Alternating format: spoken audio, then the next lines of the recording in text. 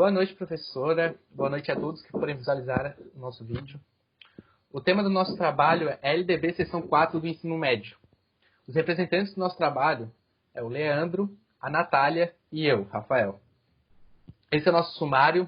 Nós vamos trazer esses tópicos para vocês, explicando um a um e como a lei funciona e como ela se aplica na educação física. Primeiramente, boa noite, professora. Bem, agora eu vou falar um pouco sobre a LDB no decorrer dos anos, destacando os principais pontos. Inicialmente, vamos falar o que é LDB. A Lei de Diretrizes e Bases da Educação Nacional é considerada a lei mais importante quando se trata da educação. O seu papel principal é organizar e estruturar a educação nacional. A LDB possui duas versões, a primeira que entrou em vigor em 1961 e a segunda que entrou em vigor em 1996.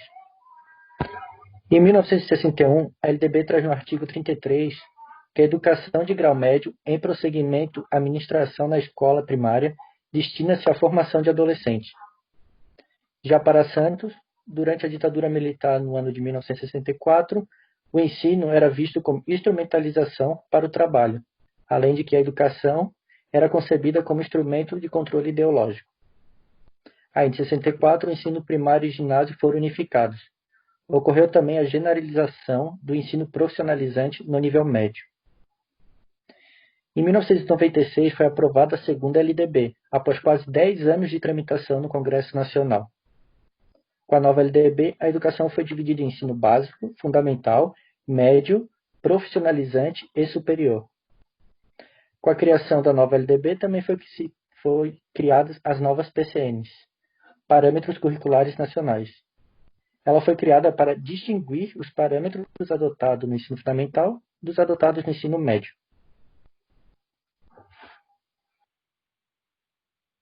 Agora a gente vai começar a falar um pouco sobre a lei em si. O artigo 35, o ensino médio, etapa final da educação básica com duração mínima de 3 anos, terá como finalidades. Parágrafo 1, a consolidação, inciso 1, a consolidação e o aprofundamento dos conhecimentos adquiridos no ensino fundamental, possibilitando o prosseguimento de estudos. Inciso 2, a preparação básica para o trabalho e a cidadania do educando, para continuar aprendendo de modo a ser capaz de se adaptar com flexibilidade a novas condições de ocupação ou aperfeiçoamentos posteriores. Inciso 3, o aprimoramento do educando como pessoa humana, incluindo a formação ética e o desenvolvimento da autonomia intelectual e do pensamento crítico. Inciso 4, a compreensão dos fundamentos científico-tecnológicos dos processos produtivos, relacionando a teoria com a prática no ensino de cada disciplina.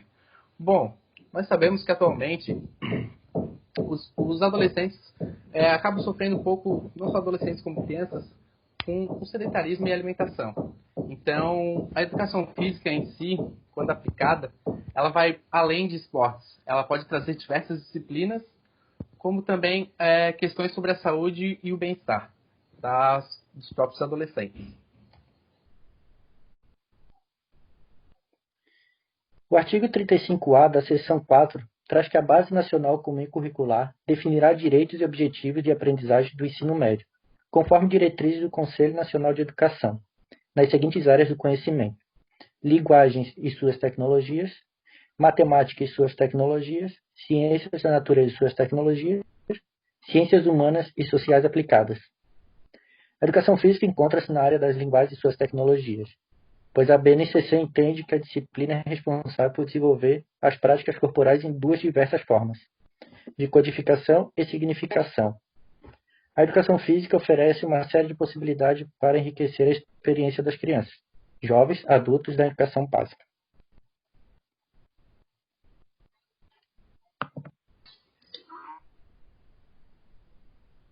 O primeiro parágrafo diz: a parte diversificada dos currículos, de que trata o caput do artigo 26, definida em cada sistema de ensino, deverá estar harmonizada à Base Nacional Comum Curricular e ser articulada a partir do contexto histórico, econômico, social, ambiental e cultural.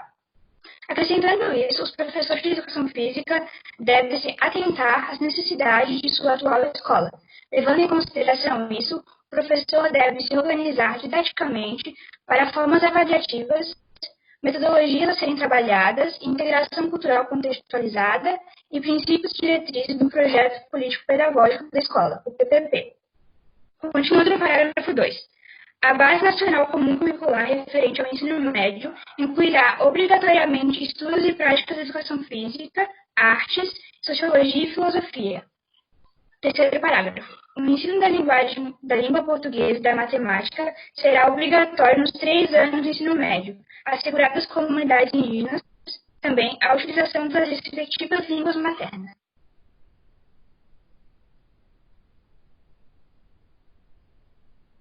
Bem, o parágrafo 5 diz que a carga horária destinada ao cumprimento da Base Nacional Comum Curricular não poderá ser superior a 1.800 horas do total da carga horária do ensino médio, de acordo com a definição do sistema de ensino.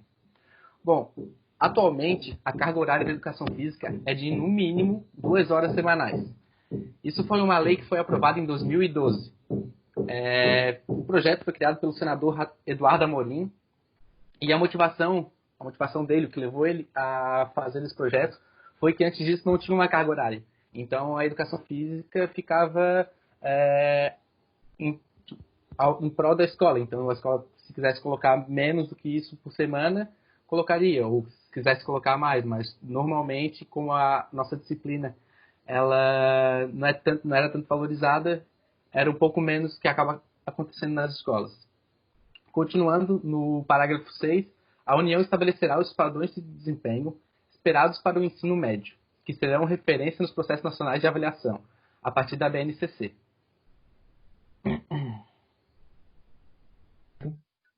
Ainda referente ao que o Rafael falou, no mês de setembro de 2016, o governo federal editou uma medida provisória que fazia educação física e arte não serem obrigatórias no ensino médio.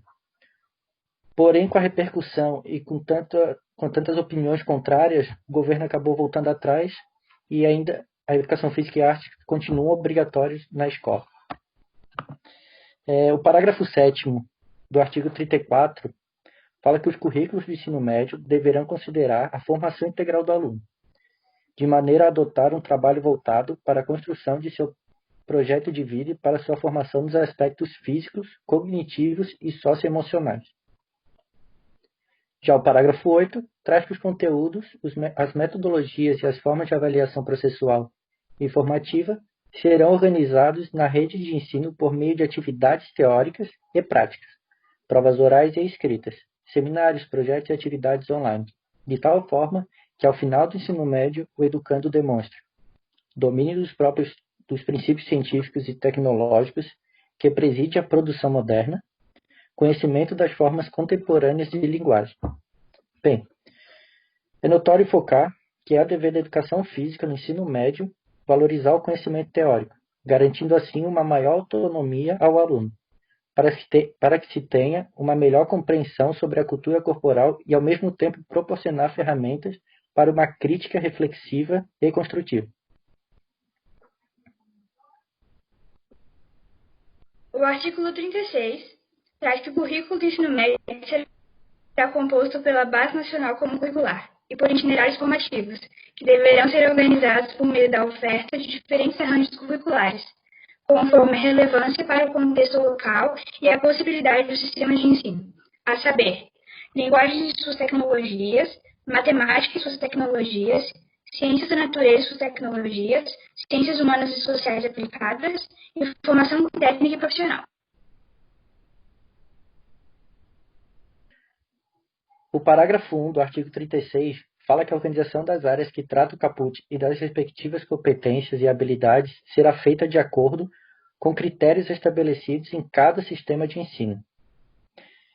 Em complemento do parágrafo 3º, que a critério dos sistemas de ensino, poderá ser composto um itinerário formativo integrado, que se traduz na composição de componentes curriculares da BNCC e dos itinerários formativos, considerando os incisos 1º a 5 do caput.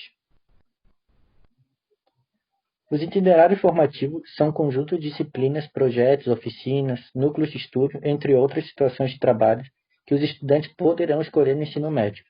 Os itinerários formativos podem se aprofundar nos conhecimentos de uma área do conhecimento, matemática e suas tecnologias, linguagem e suas tecnologias, etc. E da formação técnica e profissional, FTP, ou mesmo nos conhecimentos de suas ou mais áreas da FTP.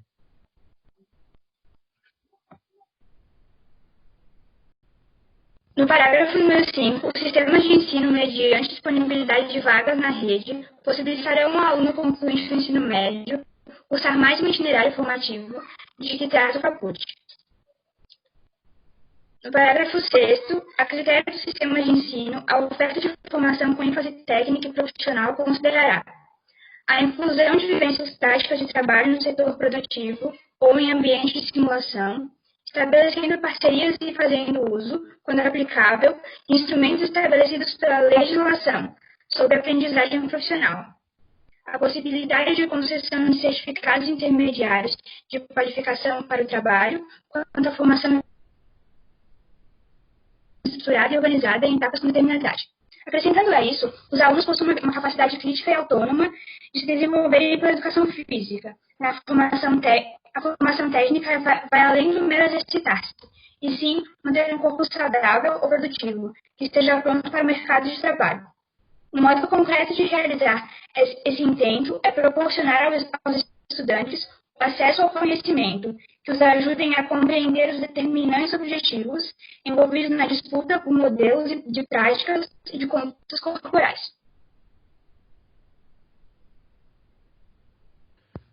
No parágrafo 8, a oferta de formação técnica e profissional que se refere no inciso 5 do caput, realizada na própria instituição ou em parceria com outras instituições, deverá ser aprovada previamente pelo Conselho Estadual de Educação, homologada pelo Secretário Estadual de Educação e certificada pelo Sistema de Ensino. No parágrafo 9, as instituições de ensino emitirão certificado com validade nacional, que habilitará o concluinte do ensino médio ao prosseguimento dos estudos em nível superior ou em outros cursos ou formações para os quais a conclusão do ensino médio seja etapa obrigatória. No parágrafo 11, para efeito de cumprimento das exigências curriculares do ensino médio, os sistemas de ensino poderão reconhecer competências e firmar convênios com instituições de educação à distância, com notório reconhecimento, mediante as seguintes formas de comprovação: demonstração prática, experiência de trabalho supervisionado ou outra experiência adquirida fora do ambiente escolar, atividades de educação técnica oferecidas em outras instituições de ensino, credenciais, cursos oferecidos por centros ou programas ocupacionais, estudos realizados em instituições de ensino nacionais ou estrangeiras, e cursos realizados por meio de educação à distância ou educação presencial mediada por tecnologias. Acrescentando a isso, a LDB permite a atuação dos profissionais com notório saber exclusivamente para atender à formação técnica e profissional. Esses profissionais deverão ser reconhecidos pelos sistemas de ensino para ministrar conteúdos de áreas afins, à sua formação ou experiência profissionais. Atestado por titulação específica ou prática em unidades de rede pública ou privada. No parágrafo 12, as escolas deverão orientar os alunos no processo de escolha das áreas de conhecimento ou de atuação profissional previstas no caput. Com isso, gostaria de acrescentar que esses espaços e tempos é para mostrar para os alunos sobre possibilidades de escolha, avaliando seus interesses e, consequentemente, orientando-os eles nessas escolhas. O objetivo é fundamentar o trabalho e desenvolvimento do projeto de vida desses estudantes, para que sejam capazes de fazer escolhas responsáveis e conscientes no seu futuro. Então, é chegar no ensino médio, na hora de fazer o vestibular, e ter certeza do que vai fazer, para não acabar caindo numa área errada, por exemplo. E, prosseguindo, no parágrafo 14, a União, em colaboração com os estados e o Distrito Federal, estabelecerá os padrões de desempenho esperados para o ensino médio, que serão referência nos processos nacionais de avaliação, considerada na BNCC. No parágrafo 16, os conteúdos cursados durante o ensino médio poderão ser convalidados para aproveitamento de créditos de ensino superior, após normatização do Conselho Nacional de Educação e homologação pelo Ministro do Estado da Educação. O parágrafo 17 alega que, para efeito de cumprimento das exigências curriculares do ensino médio, os sistemas de ensino poderão reconhecer, mediante a regulamentação própria, conhecimentos, saberes, habilidades e competências mediante as diferentes formas de comprovação, como demonstração prática, experiência de trabalho supervisionado ou outra experiência adquirida fora do ambiente escolar, atividades de educação técnica oferecidas em outras instituições de ensino, cursos oferecidos por centros ou programas ocupacionais, estudos realizados em instituições de ensino nacionais ou estrangeiras, e educação à distância ou educação presencial mediada por tecnologias. Agora vamos falar um pouco da educação física na história. No final do século XIX, a educação física foi ingressada nos currículos escolares, sofrendo grande influência militarizada da época. Em torno da década de 30, começou uma influência médica, onde os hábitos saudáveis e de higiene, em busca de melhorar cada vez mais a vida do homem, se tornaram presentes. Após longos anos de educação física, mudou seu caráter, perdendo a cara militarizada e higienista que reinava antes, para um caráter mais esportista. O tecnicismo nessa época estava presente em todos os esportes dentro das aulas, sempre buscando o alto rendimento dos alunos. Na década de 80, a perspectiva esportista foi deixada de lado, para entrar assim em uma nova tendência, onde o foco era o desenvolvimento psicomotor do aluno. Onde, com o desenvolvimento da inteligência por meio de exercícios físicos, poderiam formar alunos autônomos, cooperativos e sociáveis. Pessoas sem formação profissional na área de educação física começam a dar aula por conta, sem nenhum tipo de estratégia, sem conteúdo, sem objetivos, sem metodologia. Enfim, a formação dessas pessoas era simples. Por conta dessa influência e de tantas outras que sofremos na história da educação física, fica um questionamento em cima da nossa área. Será que a educação física realmente é importante no currículo escolar do ensino médio? Agora vamos falar um pouco sobre a educação física na atualidade. Como sabemos, a nossa atual geração de estudantes não se interessa tanto pela educação física quanto se interessam em outras matérias. Penso que a educação física no ensino médio não consegue inteirar em nada em questão de conhecimento para o seu futuro. Na verdade, esse é um dos fatores. Nós podemos botar um compilado de fatores no qual a educação física acaba passando como uma matéria despercebida no ensino médio. Muitas das vezes pode ser por conta da questão do suor, que as meninas não gostam tanto de suar, querem ficar sempre arrumadas para parecerem bonitas, ou dos alunos que não têm condições de fazerem as aulas por conta de não ter o material, o equipamento necessário, ou até daquelas crianças que não fazem as aulas porque, por pressão de outros alunos, querem somente o futebol ou somente o vôlei, e essas outras minorias acabam ficando de lado sem conseguir fazer as aulas. Santin afirma que a educação física nem sempre foi considerada de capital importância, nem mesmo por alguns de seus profissionais, porque não é posta como real educação humana, mas apenas como suporte para atividades esportivas. Acabou sendo uma disciplina dispensável. E foi o que eu estava trazendo agora mesmo, quando estava falando sobre a questão dos estudantes.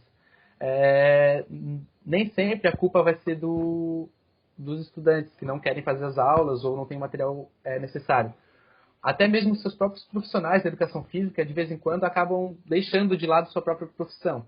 Nós já cansamos de conversar nas aulas que a nossa atitude como professor começa na faculdade, que nós temos que estar no horário, fazer os trabalhos, os seminários, provas, sempre como se nós já fôssemos professores, sempre com essa responsabilidade. Para Matos e Neira, para inserir a educação física dentro do currículo escolar e colocá-la no mesmo grau de importância das outras áreas de conhecimento, é através da fundamentação teórica, da vinculação das aulas com os objetivos do trabalho, da não improvisação e principalmente da elaboração de um plano que atenda às necessidades, interesses e motivações dos alunos. Isso consta no artigo 35, sobre a educação física ela ser contextualizada. Então, sempre o professor vai ter que olhar ao seu redor sobre a condição na qual aquela escola vive, para elaborar, para escolher sua metodologia de ensino e principalmente não passar só esporte. Então, muito disso depende do professor. Que o professor, a partir do momento que ele sabe dar aula e sabe incentivar seus alunos, metade do trabalho já está pronto. A outra metade vai depender dos nossos queridos alunos. Cada escola tem uma necessidade diferente da outra. Então, cabe ao professor observá-las e decidir as melhores estratégias e práticas pedagógicas que irão se encaixar naquele local. Dessa forma, a educação física começa a ter sua importância na escola.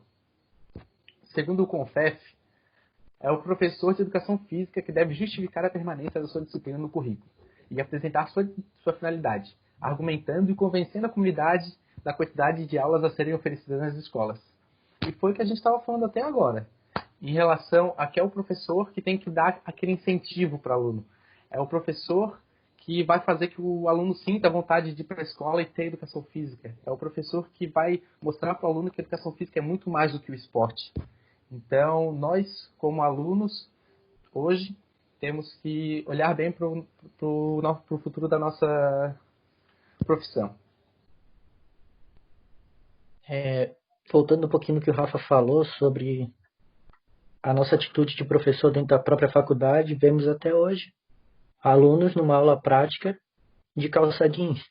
Então, como que nós podemos acreditar que esses mesmos profissionais lá dentro da sala de aula vão servir de exemplo para os alunos, vão fazer os alunos instigar aquela vontade de estar na aula dos alunos, se eles não participam com qualidade de uma aula na faculdade? Então, como nós podemos acreditar que seremos bons professores se não ajudamos os nossos professores? Bem, segundo Santos, as aulas de educação física no ensino médio vêm sofrendo com a evasão dos alunos, pois seu conteúdo não vem mais ao encontro das expectativas deles. Isso acontece devido à proposta esportiva que não proporciona mais interesse nos alunos, pois os mesmos conteúdos já foram desenvolvidos lá no ensino fundamental. No ensino médio, a educação física tem que ser contextualizada com conhecimentos científicos e que se integre à prática político-pedagógica do colégio. Sendo assim, uma matéria que irá além de esportes, apresentando conteúdos transversais da educação física, podendo até apresentar o básico da anatomia, fisiologia, biomecânica e vários outros conteúdos que a educação física aborda. Um comentário referente a isso, que muitos cursos, a gente tem que agradecer porque o nosso curso é muito bom, muitos cursos oferecidos no mercado, por valores baixos, será que estão preparando profissionais para dar aula básica de anatomia, fisiologia, biomecânica, sendo que apenas um professor trabalha todas as matérias de um semestre? Então, como que a gente pode acreditar que nossa área de trabalho vai melhorar se a qualidade dos cursos estão piorando? É meio contraditório isso. Agora vamos falar um pouco sobre as considerações finais que tiramos no decorrer do trabalho. Como observado ao longo do trabalho, a educação e a educação física sofreram diversas alterações em sua história até chegar ao formato que conhecemos hoje. A LDB é fundamental para a organização e estruturação da educação física brasileira, contando também com a BNCC, que organiza os conteúdos mínimos a serem trabalhados. Nossos colegas, os professores, em sua maioria sofrem com problema em suas escolas. Muito recorrente a seus alunos que não participam de suas aulas. Apresentamos que, principalmente no ensino médio, temos que entender que a necessidade do aluno é outra. Ele não precisa aprender sobre esporte no qual ele teve durante seu ensino fundamental inteiro.